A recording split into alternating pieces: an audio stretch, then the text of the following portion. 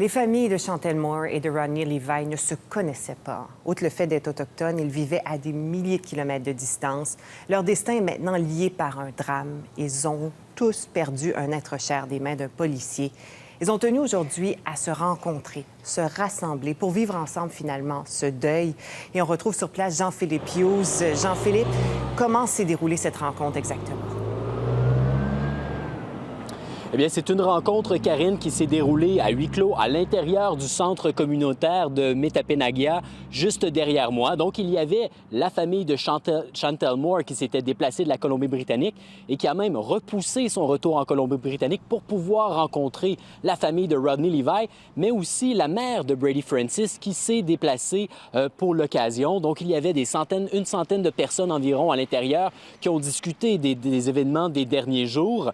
Et puis, on a appris qu'ils seront maintenant représentés par une même firme, Miwa, qui est une firme qui a représenté notamment la famille de Brady Francis dans le récent procès pour trouver la personne qui était responsable de cet accident de la route qui lui avait coûté la vie. Alors, je vous rappelle, Chantel Moore et Rodney Levi ont perdu la vie dans une intervention policière, deux interventions policières séparées au cours des 2 dernières semaines. Et puis aussi, on a des éléments nouveaux qu'on a appris aujourd'hui sur les circonstances entourant la mort de Rodney Levi. On sait maintenant qu'il se trouvait à ce moment-là une soirée, un barbecue organisé par sa communauté religieuse pentecôtiste. Alors voilà, donc ces nouvelles informations semblent mettre de côté des rumeurs qui circulaient au préalable concernant une entrée par effraction. Alors aujourd'hui, les familles étaient très émotives, mais elles ont quand même accepté d'accorder des entrevues.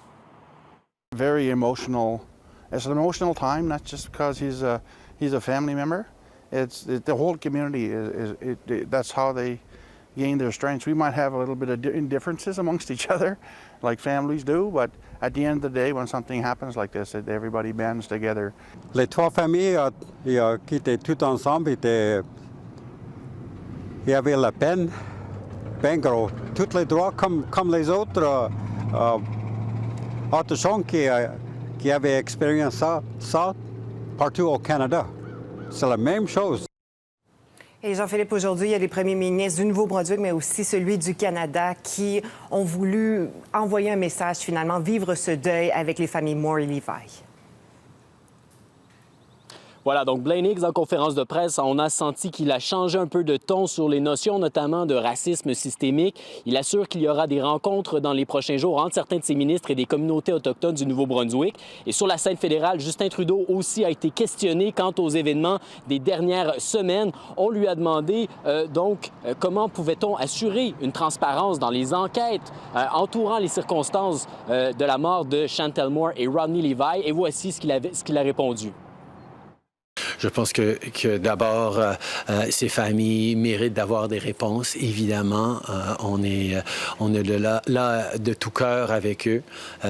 Évidemment, il y a beaucoup de questions. Il va falloir avoir ces réponses. On s'attend à ce qu'il y ait une enquête transparente et ouverte sur ce qui s'est passé. Les Canadiens et les familles ont besoin d'avoir des réponses.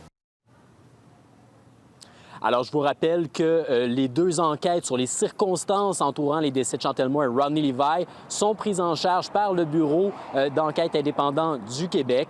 Et donc, ces enquêtes se poursuivront encore pendant un certain moment. Jean-Philippe Hughes, merci beaucoup.